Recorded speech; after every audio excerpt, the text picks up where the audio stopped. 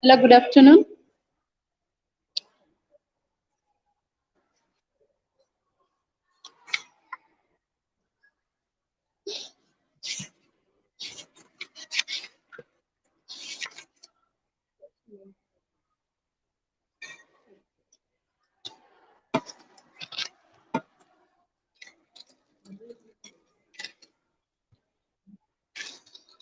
Okay, so in the last class we were discussing about the poem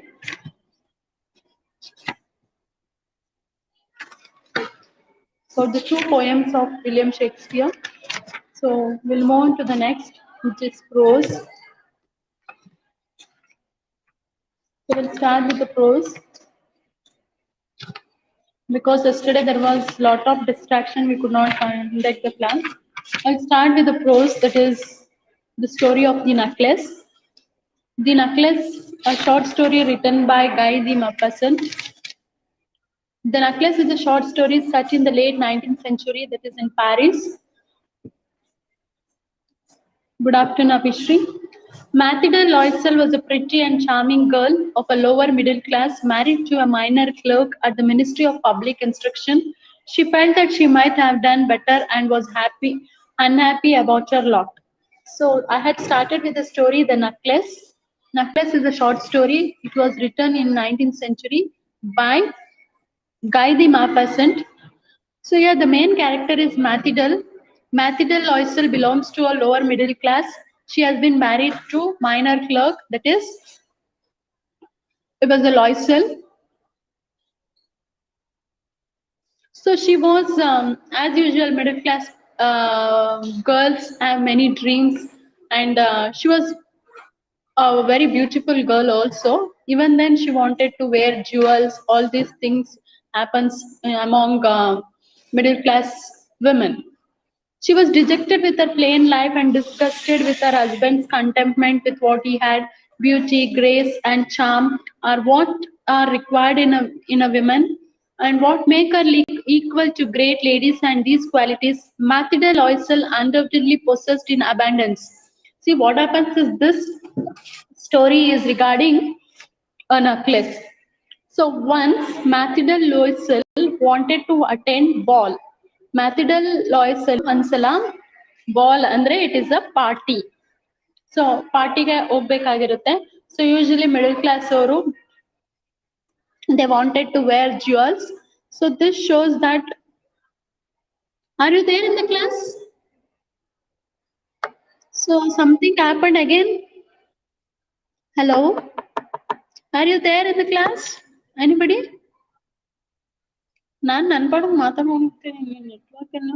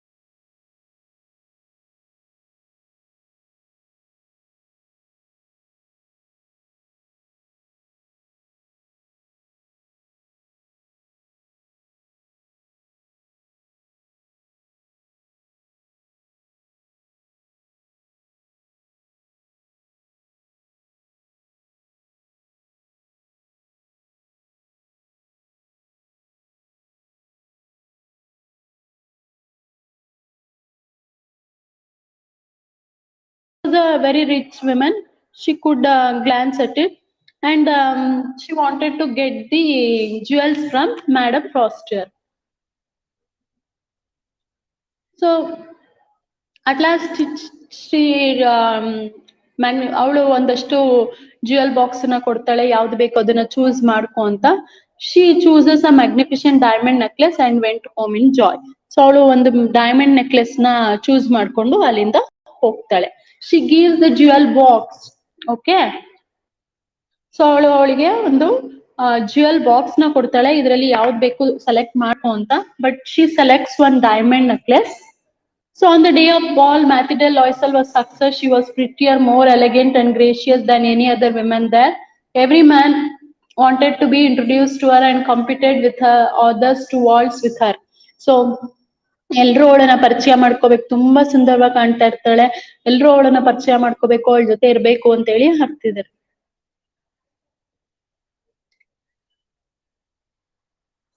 Abhishri, can you hear me now?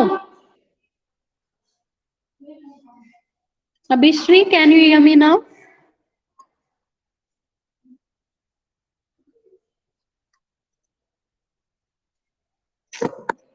My God, only for your BCom BBA classes there will be problem.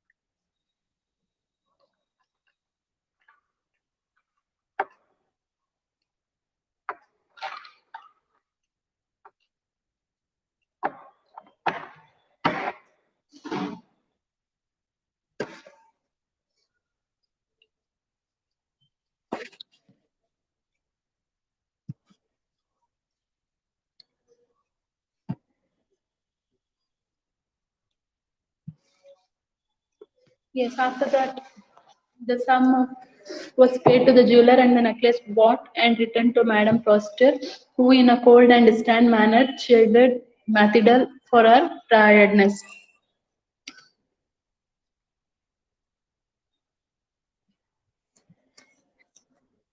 Yes. Repaying the law left Loisel on the verge of ruin and aged Mathilde. It took them 10 years. In those 10 years, so ಅವರು necklace ನ ತಗೊಂಡೋಗಿ madam ಫ್ರಾಸ್ಟರ್ಗೆ ಕೊಡ್ತಾರೆ. ಕೊಟ್ಟಾದ್ಮೇಲೆ ಆ loan ನ pay ಮಾಡಕ್ಕೋಸ್ಕರ ಅವರು ತುಂಬಾನೇ ಕಷ್ಟ ಪಡ್ತಾರೆ. ಸೊ ಲಾಯ್ಸ್ ಅಲ್ಲೂ ಮನೆ ಕೆಲ್ಸದವ್ರನ್ನ ಬಿಡಿಸ್ತಾರೆ, ಮತ್ತೆ ಕಂಪ್ಲೀಟ್ ಮ್ಯಾಥಿಡಲ್ಲೇ ಮನೆ ಕೆಲಸ ಎಲ್ಲ ಮಾಡ್ಕೊಳಂಗ್ ಮಾಡ್ತಾರೆ. ಮತ್ತೆ ಲಾಯ್ಸ್ ಅಲ್ಲೂ ರಾತ್ರಿ ತುಂಬಾ ತಡರಾತ್ರಿ ತನಕ ಕೆಲಸ ಮಾಡ್ತಾರೆ. ಸೊ ಹೀಗೆ ಅವ್ರ ಲೈಫ್ ತುಂಬಾ ಕಷ್ಟ ಆಗೋಗುತ್ತೆ. ಸೊ ಅವ್ರ ಏನ್ ಮಾಡ್ತಾರೆ, ಇದ್ದಿದ್ ಮನೇನ ಬಿಟ್ಟು ಒಂದು ಚಿಕ್ಕ ಮನೆಗೆ ಬಂದು ಇರ್ತಾರೆ. ಸೊ ಅವರು ಯಾವುದೇ ಒಂದು ಕೆಲಸಗಳ ಮೇಲೆ ಇಂಪಾರ್ಟೆನ್ಸ್ ಕೊಡಕ್ ಆಗ್ತಾ ಇರಲಿಲ್ಲ, ಬಿಕಾಸ್ ಅವ್ರಿಗೆ ತುಂಬಾ ಕಷ್ಟ ಆಗ್ಬಿಟ್ಟಿತ್ತು. ಹಾಗಾಗಿ ಆಮೇಲೆ they gets to know that, so ಒಂದಿನ ಏನಾಗುತ್ತೆ ಅಂದ್ರೆ ಮೇಡಮ್ ಫ್ರಾಸ್ಟರ್ ತನ್ನ ಫ್ರೆಂಡ್ ಮ್ಯಾಥಿಡಲ್ನ ರೆಕಗ್ನೈಸ್ ಮಾಡ್ತಾರೆ. ತುಂಬಾ ಒಂಥರ ಸ್ವರ್ಗೋಗಿರ್ತಾಳೆ ನೋಡಕ್ಕೆ, ಹೇಗೋ ಕಾಣಿಸ್ತಿರ್ತಾಳೆ. ಆಮೇಲೆ ಮೇಡಮ್ ಫ್ರಾಸ್ಟರು ಕೇಳ್ತಾರೆ, ಕೇಳಿ ಮಾತಾಡಿದಾಗ ಮ್ಯಾಥಿಡಲ್ ಹೇಳ್ತಾಳೆ, ಎಲ್ಲ ನಿನ್ ನೆಕ್ಲೆಸ್ ಇಂದ ಅಂತ ಹೇಳಿ ಹೇಳ್ತಾಳೆ. ಸೊ ನೆಕ್ಲೆಸ್ ಇಂದನಾ ಅಂತ ಹೇಳಿ ಹೇಳ್ದಾಗ, ಹೌದು ನಿನ್ ನೆಕ್ಲೆಸ್ ಕಳ್ದೋಯ್ತಲ್ಲ, ಅದನ್ನ ಮಾಡ್ಸಕ್ಕೋಸ್ಕರ ನಾವ್ ಇಷ್ಟೆಲ್ಲ ಕಷ್ಟ ಪಡ್ತಾ ಇದೀವಿ ಅಂತ ಹೇಳಿ ಹೇಳ್ತಾಳೆ. ಸೊ ಅವಾಗ ಮೇಡಮ್ ಫ್ರಾಸ್ಟರ್ ಹೇಳ್ತಾಳೆ, ಆ ನೆಕ್ಲೆಸ್ಸು 500 ರೂಪಾಯಿಗೂ ಬೆಲೆ ಬಾಳ್ದೆ ಇರುವಂತ ನೆಕ್ಲೆಸ್ ನ ನೀನ್ ಯಾಕೆ ಮಾಡಿಸ್ದೆ ಅಂತ ಹೇಳಿ ಹೇಳ್ತಾಳೆ. ಸೊ ಅವಾಗ ಅವಳಿಗೆ ಗೊತ್ತಾಗುತ್ತೆ, it is a artificial necklace ಅಂತ. ಸೊ ಇದರಿಂದ ಈ ಕಥೆಯನ್ನ ನಾವೇನ್ ಅರ್ಥ ಮಾಡ್ಕೋಬಹುದು ಅಂದ್ರೆ, ನಮ್ಮ ಫ್ರೆಂಡ್ಸ್ಗೆ ನಾವು ನಿಜನ ಹೇಳ್ಬೋದಿತ್ತು ಒಂದು. ಇನ್ನೊಂದು, ಅತಿಯಾಗಿ ನಾವು ಅಂದ್ರೆ ಇರೋದ್ರಲ್ಲಿ ತೃಪ್ತಿಕರವಾದ ಜೀವನನ ನಡೆಸಬೇಕು. B content with what we have. We should not show of with anybody. So this is the message we learn from this short story. That, and the very important thing is that his friend Madame Foster reveals that it doesn't cost even 500 rupees. 500 ರೂಪಾಯಿ ಅಷ್ಟೇ ಬೆಲೆ ಬಾಳೋದು ಅಂತ ಹೇಳಿದಾಗ, she could have told that, or she could have hided that it is not a artificial necklace. So the promptness, the honesty of Madame Foster, and the promptness and honesty of Mathilde Loisel is being discussed in this short story. So I don't know how many of you have understood, because there is some technical problem. We could not move on with it properly.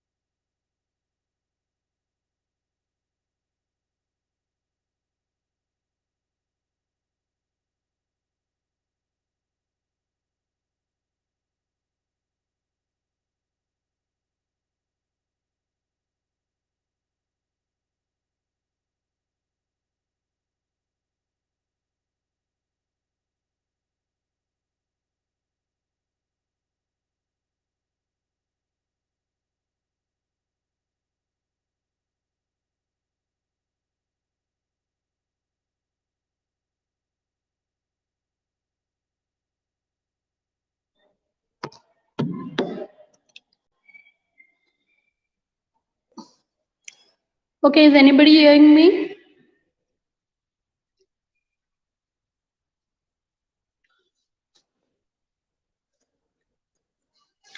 So then Madame Frostel recognized her and she says she was friendly, gracious, and full of pity.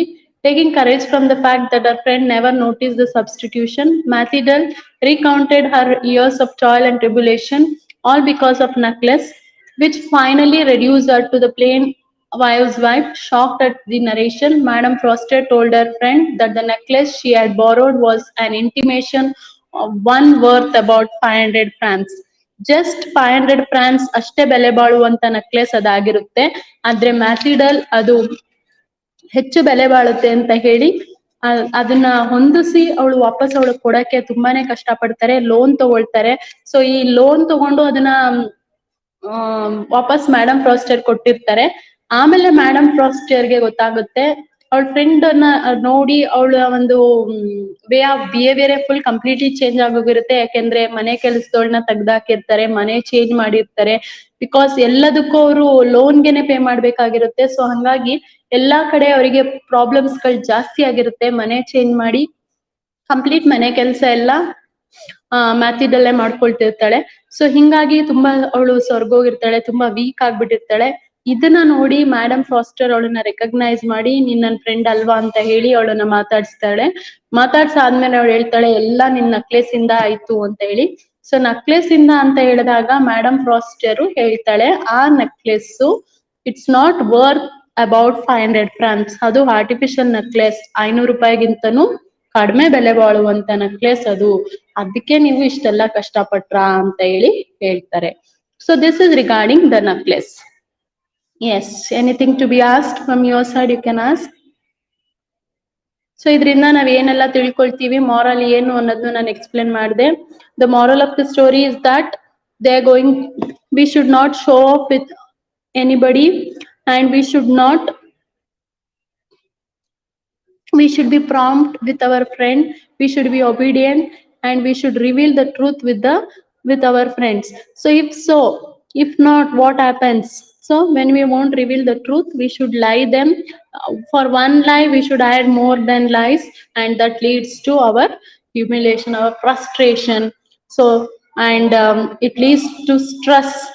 So everything changes when we reveal the truth is the very important fact of this story. So try to understand the story, the necklace, which is very, very important, and how the writer, the Guy de Maupassant has brought about this story by giving the instruction to a middle class family that Mathilde Loisel. Mathilde Loisel is a common woman belonging to a middle class family. Loisel is a clerk in a ministry of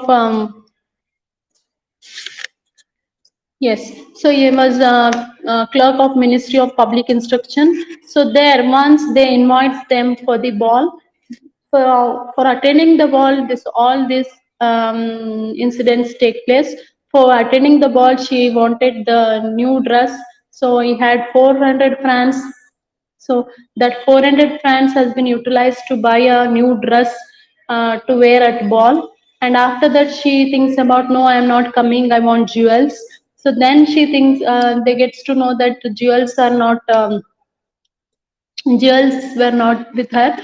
Then she was feeling bad about her condition. Her husband informs about Madame Foster.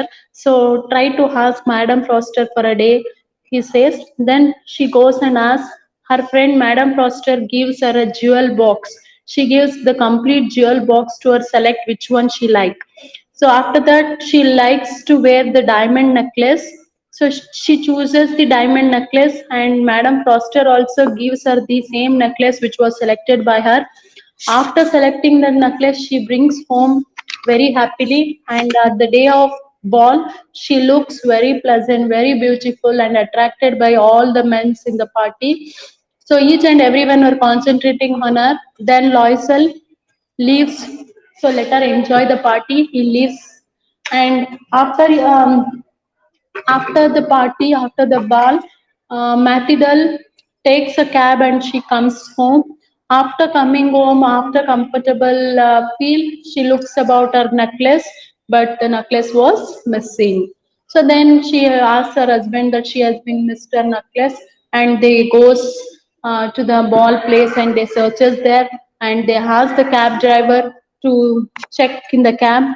All these things happens, but there is no trace of necklace. So then she says that how I should convince Madam Foster. She has given me the necklace and I could not return in time. She feels hesitated and she feels very bad about the situation. Then Loisel tells her that tell your friend that it has been broken. So let give some time. We will make it an arrangement to get it done, and we will return you back. So then she also convinces Madam Foster that one chain has been broken, so I had given to the jewelry shop. They will repair and they will return new. She says. So Madam Foster also agrees with that, and likewise, it was 36,000 francs. It was the exact cost.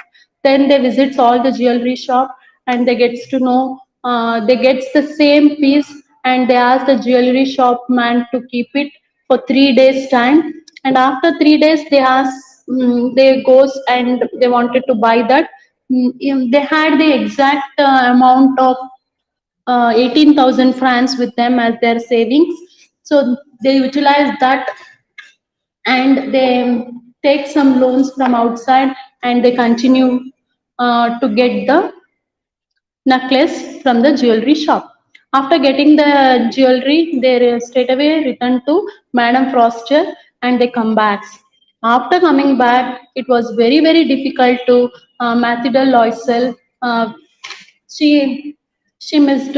She wanted to miss all the dismiss all the servants, and she wanted to work alone. Loisel has to work day and night to recover the loan. So likewise, their life would be very difficult. With tribulations and humiliation started. So then it was very very difficult to Mathilde. She became purely a housewife, cooking, cleaning, everything was dependent on Mathilde. So then once she shifted their house to other place because they cannot afford to pay so much of money for that house, they took a small house and they came back. And once Madam Foster recognizes her friend and asks, what about your situation? Then Mathilde reveals that because of your necklace, I have been in this situation. So then Madam Foster reveals that she had given her not the worth of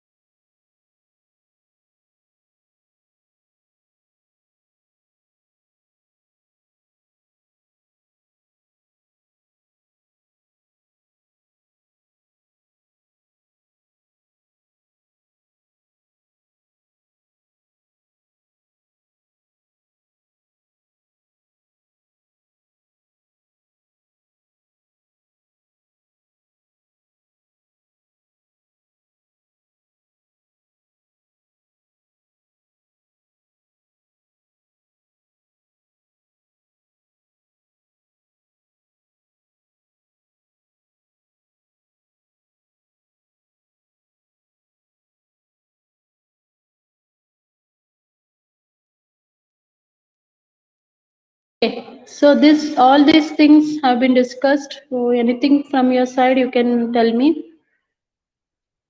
There is some problem. I don't know what is happening. Once there will be the screen and otherwise there is no screen.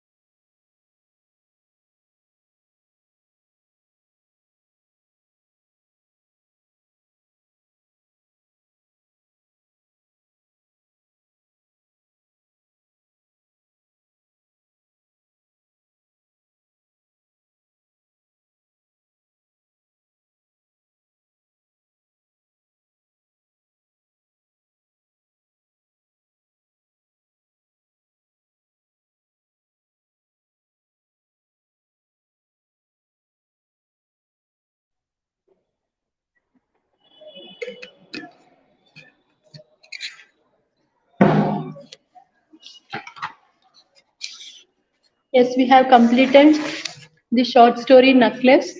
So do you have any information or any doubts regarding this you can ask me, or else we will move on to the next Dr. Edger's experiment, Nathaniel Dons.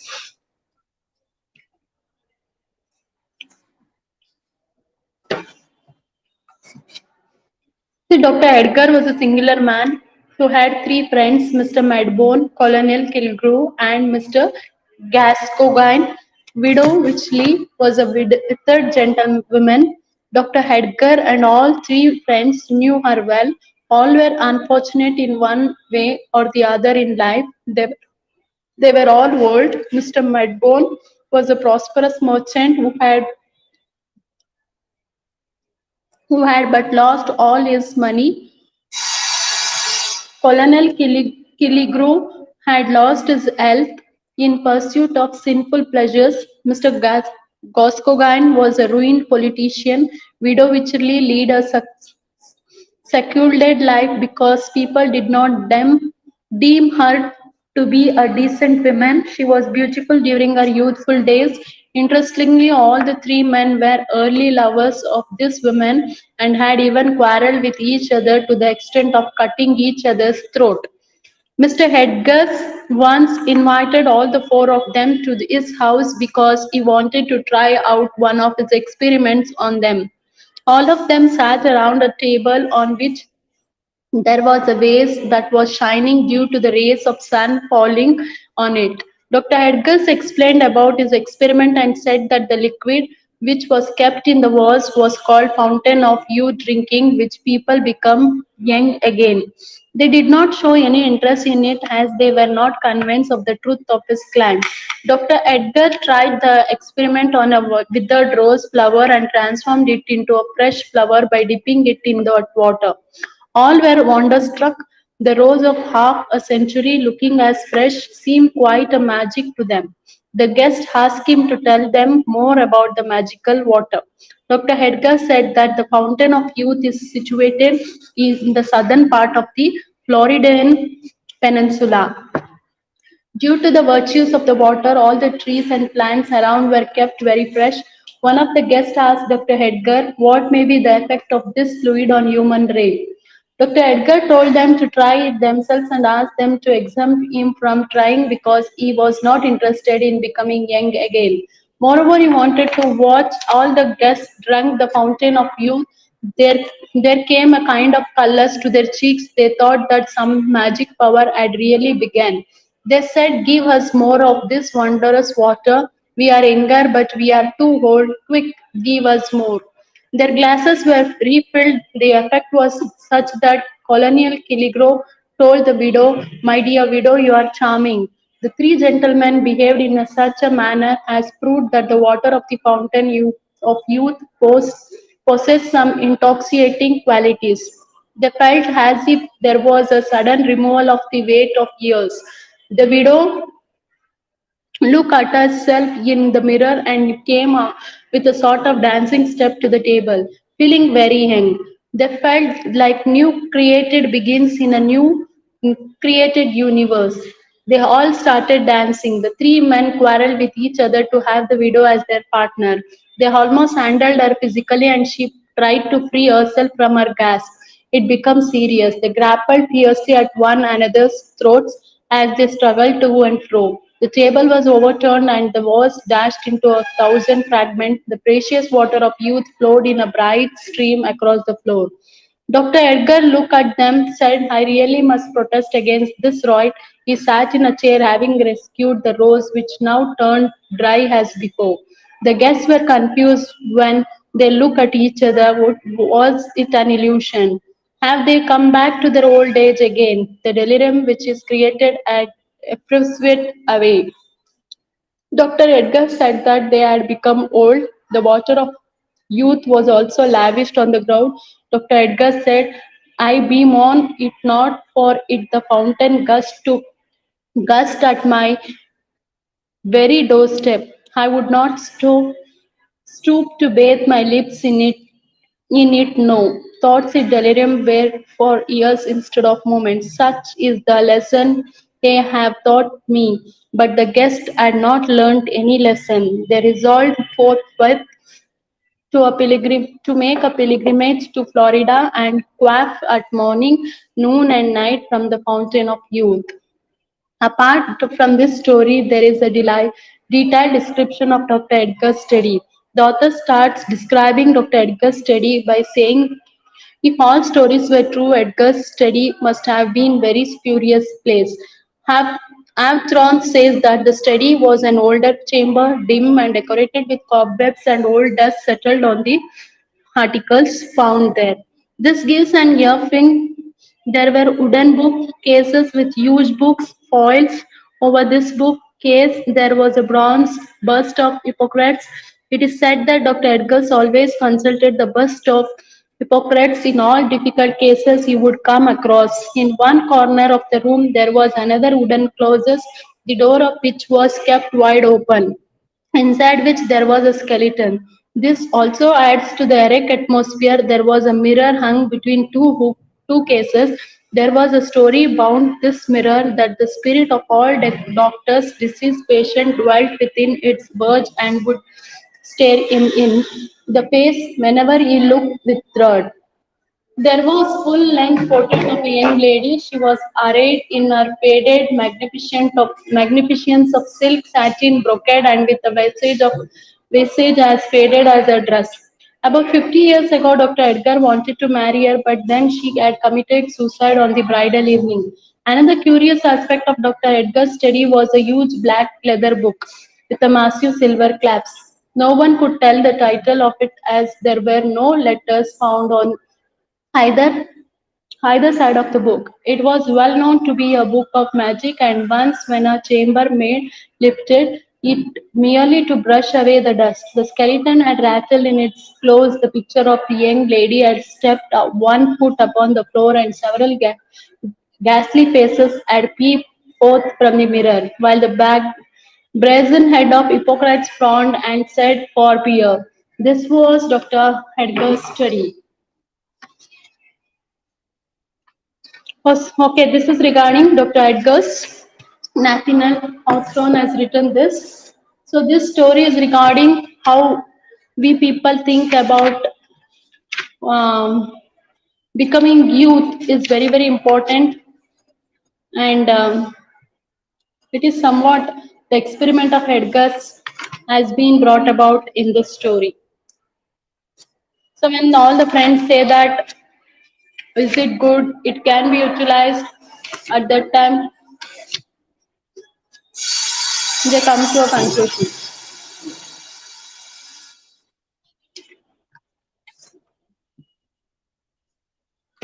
Okay.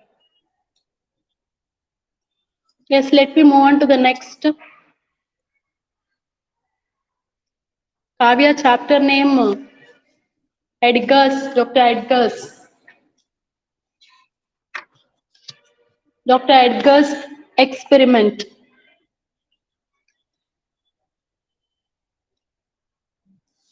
Okay. So we are moving on to the next is that Gulliver's Travel by Jonathan Swift. Gulliver's Travel is also a very, very important story. It has been so one of the passage has been taken. It's a big story. So here in this story we have three categories of people: humans, Lilliputians.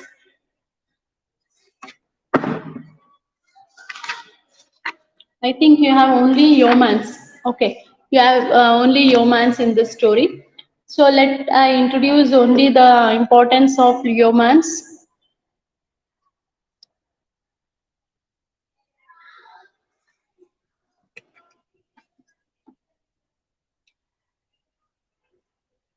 As I told, Jonathan Swift is one of the great names in literature. His Gulliver Travel is a story of wonderful and incredible events and experience. It has the rare merit of appealing to both young and old.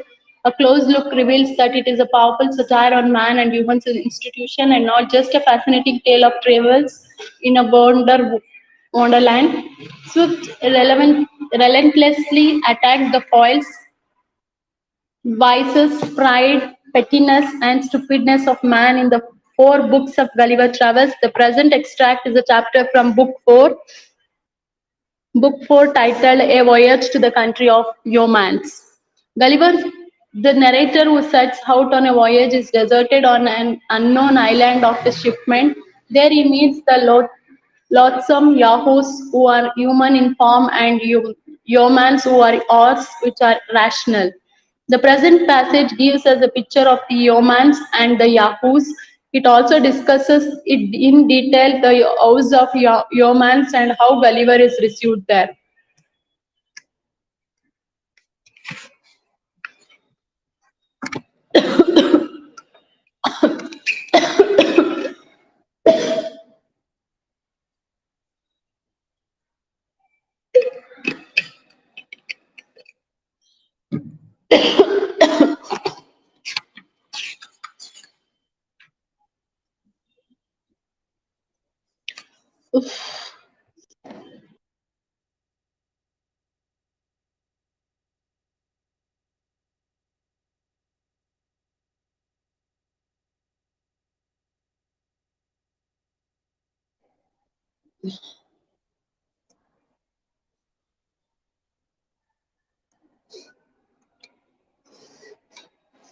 Okay, Abhishri, you don't have Gulliver's Travel? Okay, PS ಕನ್ನಡದಲ್ಲಿ ಹೇಳೋಣ but Gulliver travellers ನಿಮಗೆ ಇಲ್ವಾ?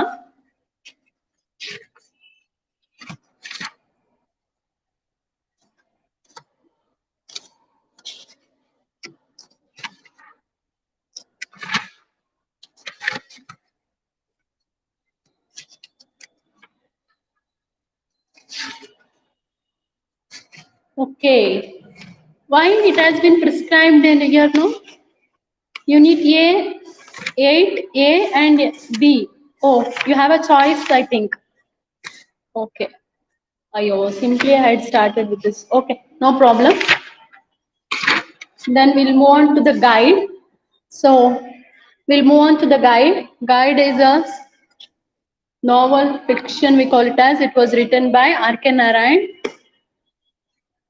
Okay. Yes, sorry, there was some distraction, so I could not have only 4 poetry and 4 prose. What about fiction, Abhishri?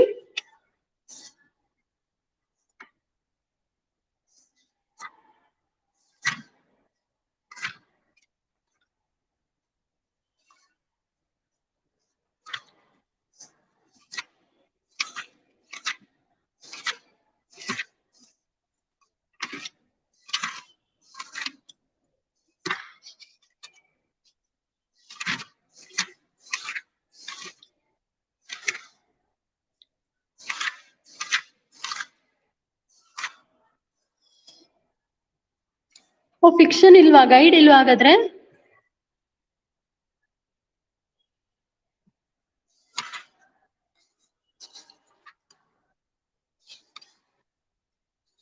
Okay, you have only language component. Okay, that's well and good.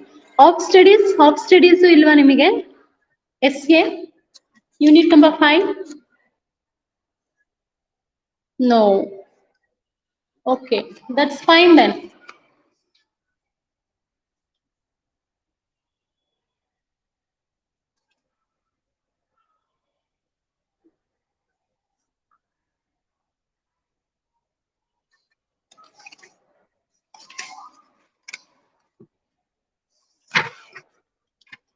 Okay.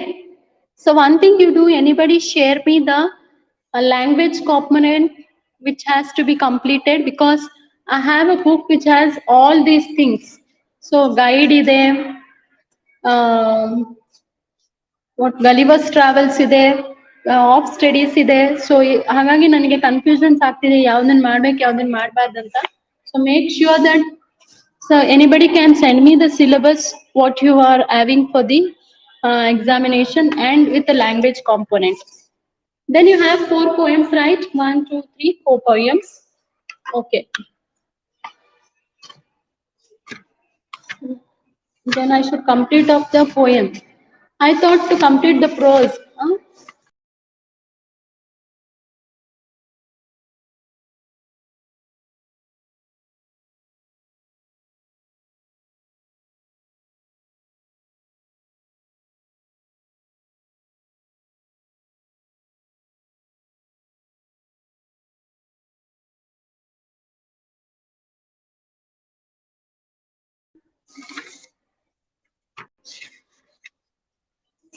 That's fine if anybody informs me about your syllabus. Okay.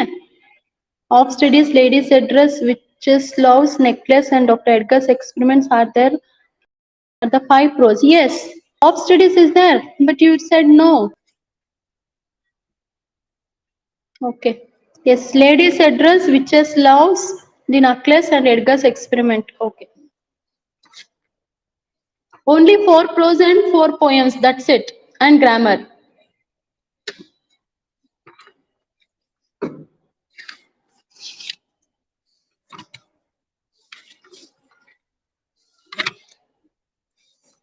Okay. See, somebody have my personal number, so you can send me to that number your syllabus.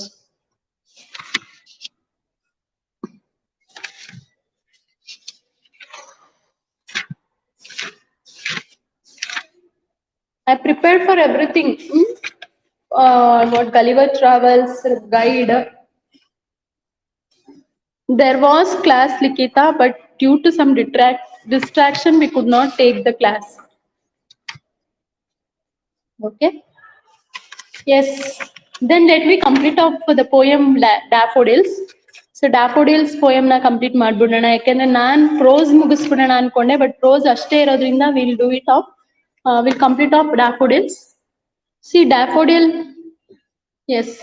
Daffodil is a poem written by William Wordsworth. The daffodil represents the inner feeling of the poet in this poem. The poem is based on an actual incident. Wordsworth had actually seen the breathtaking scene of hundreds of daffodils tossing their heads in breeze. I don't know Nayana Deepu, but it was only after 2 years that he recollected the scene and wrote this poem. See, once what happened is that William Wordsworth was wandering. So ಹಾಗೆ ತಿರುಗಾಡುವಾಗ ಅವರು ಡ್ಯಾಫೋಡಿಲ್ ಹೂವನ್ನ ನೋಡಿದ್ರು. So ಅದು ಹೇಗೆ ಗಾಳಿ ಬಂದಾಗ ಒಂದು ಕಡೆಯಿಂದ ಒಂದು ಕಡೆಗೆ ಡ್ಯಾನ್ಸ್ ಮಾಡ್ತಾ ಇತ್ತು ಅನ್ನೋದನ್ನ ಅಬ್ಸರ್ವ್ ಮಾಡಿದ್ರು. ಸೊ ಹಾಗಾಗಿ ಆ ಅಬ್ಸರ್ವ್ ಮಾಡಿದ್ದು 2 ವರ್ಷ ಆದ್ಮೇಲೆ ಅವರು ಈ ಪದ್ಯನ ಬರೀತಿದ್ದಾರೆ.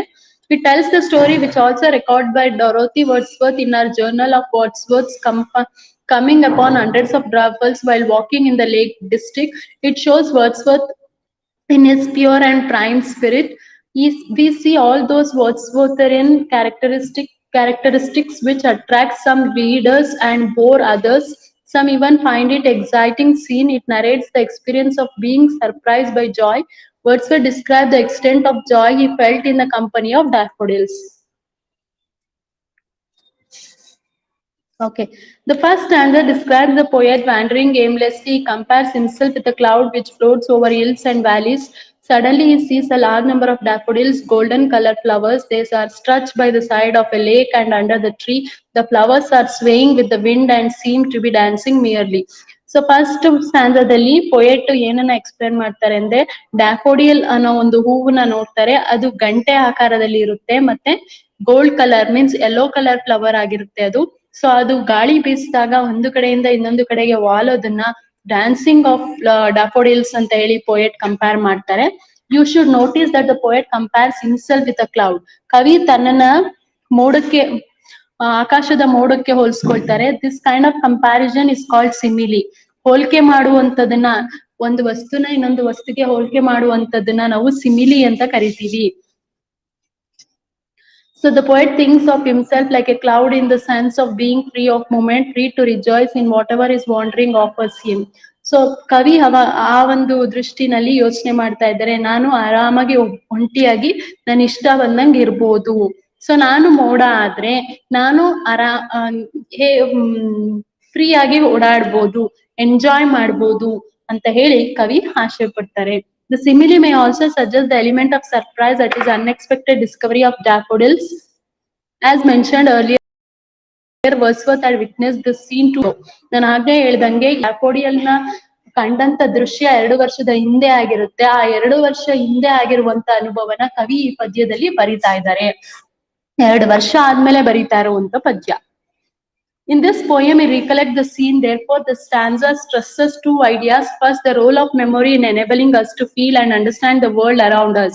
So, ಮೊದಲ ಒಂದು ಇಂಪಾರ್ಟೆಂಟ್ನೆಸ್ ಏನು ಅಂದ್ರೆ ಅವರ ಒಂದು ನೆನಪಿನ ಶಕ್ತಿ, ಮನುಷ್ಯನ ಒಂದು ನೆನಪಿನ ಶಕ್ತಿ ಎಷ್ಟು ಮಟ್ಟಿಗಿದೆ ಮತ್ತೆ ಅವರು ಅದನ್ನ ಪ್ರಪಂಚದಲ್ಲಿ ಯಾವ ರೀತಿ ಇರುತ್ತೆ ಅನ್ನೋದನ್ನ ಅರ್ಥ ಮಾಡ್ಕೊಂಡಿದ್ದಾರೆ. And secondly, enduring influence of nature on man. So ಪ್ರಕೃತಿ ಅನ್ನೋದು ನಮಗೆ ಯಾವ ರೀತಿ ಬೇಕಾದ್ರೂ ಬದಲಾವಣೆಗಳನ್ನ ತರುತ್ತೆ. ಸೊ ಅದನ್ನ ನಾವು ಎಂಜಾಯ್ ಮಾಡ್ಬೋದು ಅನ್ನೋದು ಸೆಕೆಂಡ್ ಇಂಪಾರ್ಟೆನ್ಸ್ ಆಗಿರುತ್ತೆ.